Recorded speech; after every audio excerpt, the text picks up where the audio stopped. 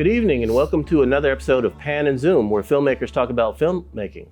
I'm your host, Satie Gossett, and today we have film industry legend Bill Duke, producer, director, philanthropist.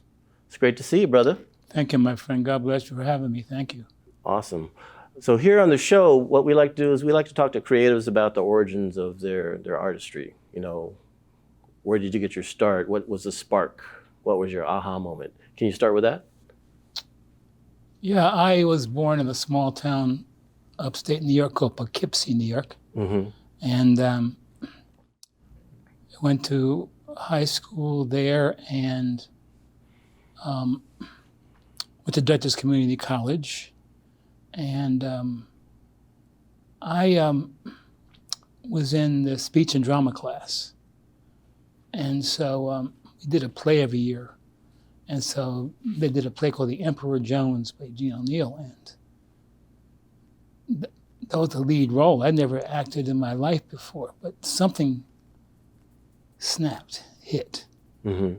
And I told my parents about it, and they just want to be you should be a teacher, make some money, be practical. So I became an English major and got a scholarship to Boston University and met a great man called Lloyd Richards. Okay. One of the greatest directors and people. He became my mentor. And Lloyd really gave me my first chances. I was in a play on Broadway, It's Pulled Down Natural Death, and with Mike Schultz and everybody. So it was with Gilbert Moses, I'm sorry. But theater was my foundation. What type of techniques did you learn in theater as far as, acting, structure, rehearsal? What type of... Because I read in your bio that you kind of amalgamated a lot of different techniques that you added to your profession. Well, theater was my foundation, and I think it's the foundation of acting, directing, writing, and because you don't get a take two theater. One take and it's done. Yeah. And one of the things that they taught that, me and also at AFI, there's a great book called The 5 C's of Cinematography. Yes, I've heard of it. By Michelli. It's an incredible book. One of the things that the great books talk about is structure. And story arcs and character arcs. It's not just about picking up a camera and shooting something. What is the story arc? What's the beginning, middle, and end, and why are you shooting it? In terms of character, it's not just about putting somebody on screen, but what is his or her beginning, middle, and end character arc? And those are crafts that are being lost to a certain extent. Can you explain that? Why do you think it's being lost? Because of people can go online now, and there's some great actors out there, but I think we've also lost something in terms of really digging deep into the craft of acting. It's interesting you say that, because when you do find a talent that takes the craft seriously, they kind of stick out like a sore thumb now. That's right. And I don't know what side you're on with the whole invasion of the UK actors, specifically African or actors of color from the UK, and how steep they are in fundamentals versus American actors. You can see battles on social media about that. It's like, well, how come all the roles are going to the UK actors? If we're going off a little tangent, where do you lay on that? Which side do you lay on? Well, I'm always for us here in getting work, because we work so little as American actors, particularly minority actors. But I can't knock someone coming from Britain or France or wherever it may be, and that's a great actor that's studied the craft and comes over and does a great job. I can't knock or kick that. But I wish overall there were just more opportunities for minorities, whether they're Hispanic, Asian, Black, and many times women too, I just Googled some of the percentages of, you know what I'm talking about, the number of us that work annually. Yeah, it's pretty minuscule, unfortunately. It's really low. And so I'm hoping that that changes at some point. Right. Well, people like yourself who are pioneers can kind of lead the way in creating those opportunities. I also read that, you're creating a network. We'll get back to that, but I wanted to go back to talk about, your first acting break, like kind of your aha moment, kind of like, I've arrived at the game. Do you remember that? Well, it was The Emperor Jones, as I said, in college, but also Car Wash, Michael Schultz directing, and Abdullah, right? Abdullah, yes. Yeah. And we knew each other from New York because through the Negro Ensemble Company, and all the gentlemen there, Bobby Hooks and Douglas Turner Ward. That was an amazing space to be in. And I met Michael Schultz there, and we did a play there. So when he moved to Los Angeles, and he wanted me to be in part of Car Wash. And that was like, which is obviously a classic film. If anyone hasn't seen it, I recommend you go check it out. Going to the set every day and meeting Richard Pryor, who was at his peak, Yeah.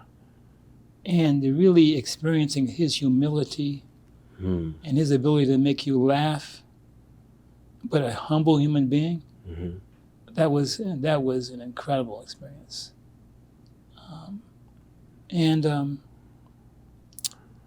It was just Car Wash was a groundbreaking experience for me. I just loved it. Ivan Dixon. And you're able to parlay that into other roles, but also you're one of the few that's been successful on the other side of the camera. How were you able to make that switch to director? Because I think your careers are both pretty equal as far as acting and directing. Yes, as I said, I started out in theater directing, and some people saw my work as a director in theater, and I forgot the lady's name, but she saw my work and she had a film that she wanted me to actually direct, and I did, and that was, it's hard to explain, you come from the theater and the only camera is is basically the space. the stage, right? But then you go into film, you're surrounded by cameras, 3, sometimes 4, sound equipment, lights. Organized chaos. Organized chaos. Yeah. But at the heart of it, all the fundamentals are the same. So for you, acting, transitioning to directing, did it help you talk to actors better and vice versa? Well, being an actor myself, I understood and understand the challenges that actors face. And many directors don't know anything about acting. They've never acted, they never went to an acting class. When I was coming up, and it's a short film, I forgot the name of it, but it was a good role. And I was having trouble with a scene. And the director was really young, I could say maybe 20, 21. And so I asked him, I said, hey man, I have trouble with this scene, this particular, he said, wait a minute, make it more blue. More blue. To this day, I have no idea what he was talking about. I don't know. Do you want you to take your clothes off or something like that? I don't have any idea, but Did it work? Did he get the scene though? Whatever it was? I was on my own. I had to figure it out. I had to Okay. figure out how to make it better, and Something got in the can. So yeah, finally did it. But I wish he had known more about. well, I mean, it's one of those things where, you can learn as much what not to do with an actor as what to do with an actor when you deal with people of that skill level. Mm-hmm. And you take that wisdom on to the next experience. Mm-hmm. And, you've been blessed to work with some really wonderful creatives like Paul Schrader, Stephen Bochco, Steven Soderbergh, John McTiernan, the Hughes Yes. brothers. Did you glean lessons from each of those people? I mean, there's a lot of other people that you work with, Lawrence Fishburne. I mean, it's a who's who of who you work with. Who's been most influential on your journey as far as a creative? I honestly cannot say one person, Mm-hmm. but in various ways. Recently, I did a film with Steven Soderbergh called High Flying Bird. And he shot the whole film with 5 cell phones. Those iPhones. Yeah. Yeah. And I learned so much because, I mean, it was an amazing thing to see how he placed the cameras, how the sound was connected to all of the phones. Mm-hmm. And he had figured out in his mind already what the edits were going to be. Yeah, I heard the man is digital, and his process is just how he works, and he's so succinct. Oh, he's incredible. He's a detailed specialist. And you don't have to worry about, what you should do. And he collaborates also with the actors. Okay. He'll ask you, well, what do you think this scene's about? Blah, blah, blah, blah. Okay, I agree. Let's move in that direction. He doesn't just say, stand there, sit there, whatever it is. No, he works with you and respects you. Are you the same way? Do you feel you're the same way when you collaborate? Oh, with actors, yeah. I mean, for me, once you tell them what you need, it's on them. Mm-hmm. And the great actors, when I used to teach acting, I used to say the great actors that I've known and studied with or have seen on the screen, the director tells them what he wants, and then that actor doesn't just say lines. He or she falls into darkness backward. And whatever happens, that's what they are. I'll never forget Meryl Streep in Sophie's Choice. Right. At the train station with those 2 babies. Right. And she's got to make a decision of which one goes on the train and which one doesn't. Mm-hmm. And she says, well, can I just go on the train with both of my babies? They said, no. One goes with you and one stays here. That was... Yeah, I mean, the greats can take you to that place. Yes. The great films can take you to those places Yes. with the actors because it's transmutive, Yes. And we can kind of cherry pick. Yeah, well, Denzel, when he's being whipped in that movie. In Glory. Yeah, and he just stares straight ahead and doesn't allow them To break them. to break him. But you could still see that The pain. subtext. Oh, yeah. With that one tear coming down. Yes. And the lip quiver. Yes. And, again, and the thing, with theater, everything is so big, and then as you get into TV and film, you have to learn how to minimize your emotions because the camera picks everything up. And, P.T. Anderson is good with keeping the camera on a actor, There Will Be Blood, just watching Daniel Day-Lewis and transforms. Yeah, well, people like your dad were able, they were some of the pioneers, him and Sidney Poitier, in the sense that no matter what role they played, you were recognized that these were strong black men with integrity. Mm-hmm. That's the key word, integrity.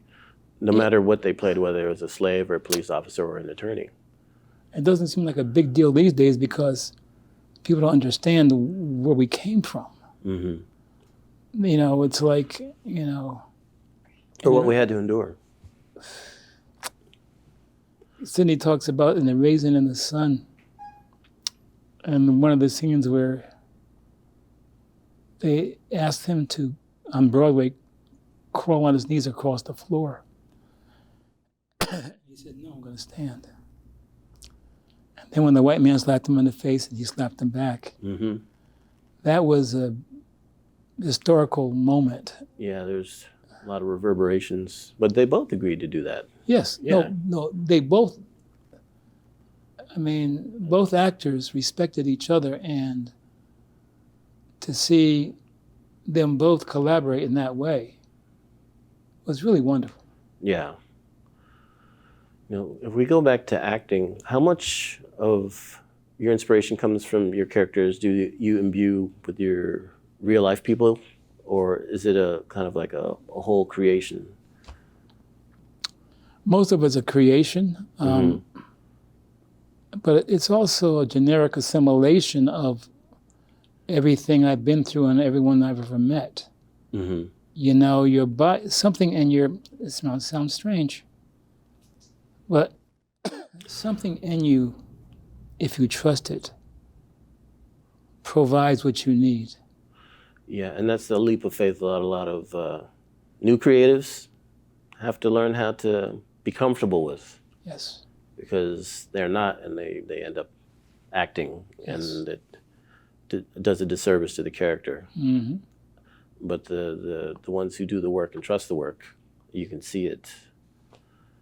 Those are the ones that stick out. It's a craft. It is a craft, literally. And the only way to do it is keep doing it. That's right. That's right. Yeah. You've been in a lot of popular pop culture films like Predator, Commando, American Gigolo.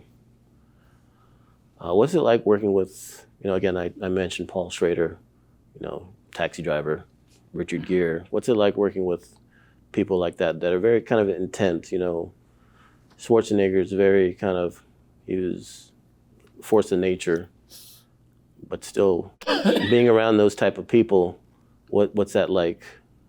I thought I was going to be overwhelmed, but I was pleasantly surprised by their humility. So maybe like 2 seconds of overwhelm, and then yeah, it's you like just jump into it. And they used to embrace you with their humility and say, "Hey, we're all on the set working, and I don't care what might mean." Arnold was one of the most humble guys I've ever worked with, and he was at the top of his game. He had a trainer called Sven, which was his trainer. I saw his documentary. I think he talked about him. Well, Sven, yes. Yeah. And Sven, you think Arnold was big? Sven was his trainer and almost twice as big. Wow.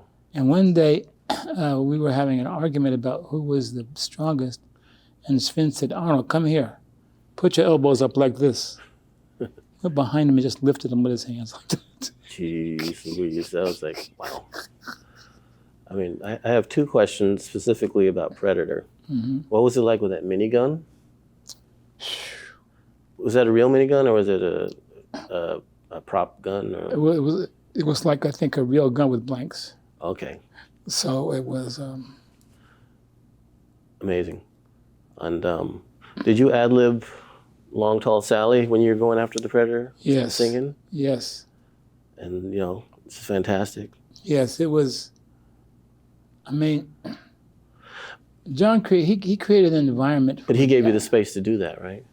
He trusted the actors. He trusted us. He would explain to us A, B, C, D. But then he hired actors that he knew that if he gave them A, B, C, D, they would bring back more than that. Yeah. Because that's one of the most, iconic moments in the film when you're Long Tong Sally. That's right. She's so sweet. That's right. You got everything I ever need. Oh, I'm having some fun. I'm having some I'm having fun. some fun. That's right. In the jungle, man.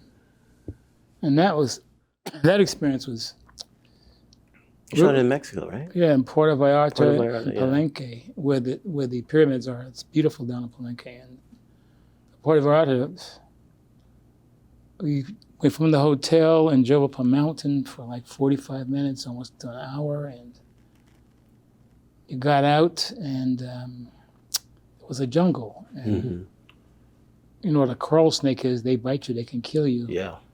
They used to crawl in front of us all the time. Oof. We were on our stomachs. And we just had to, it made who we are more real. Of course. You did like a boot camp kind of. Did you? Yeah. Yeah. Yeah, it made us really appreciate these men that we were portraying, because we went through a lot of what they'd gone through, and just being isolated, and they didn't think of themselves as heroes. Most heroes usually don't. Right.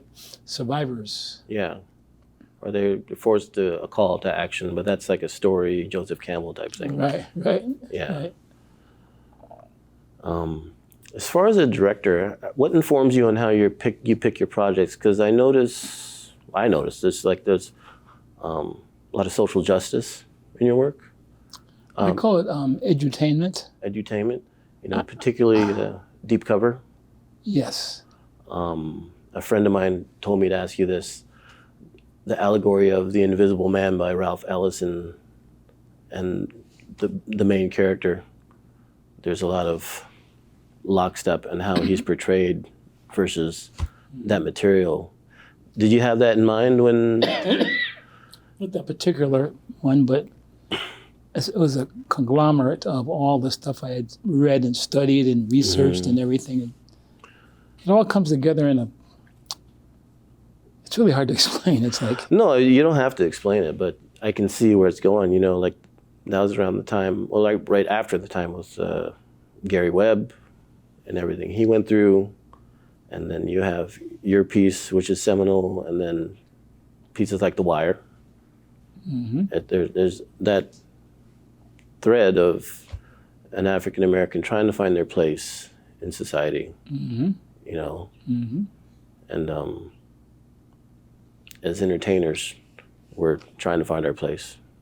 Well, we have to give a lot to Spike Lee and John Singleton, who really had the courage to show the heart and the soul of our neighborhoods and who we are. And they didn't do it in a way of pity or shame.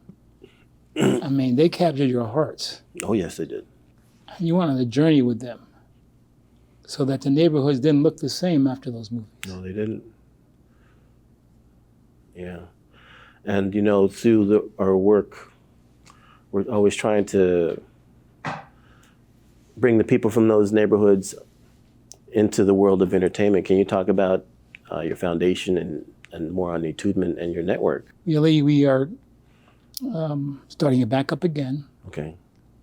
Shut down for a while, but really bringing young people into the space of the realities they're going to face in terms of artificial intelligence. I mean, that film, Humans Need Not Apply, is, in my opinion, profoundly upsetting, but profoundly informative also.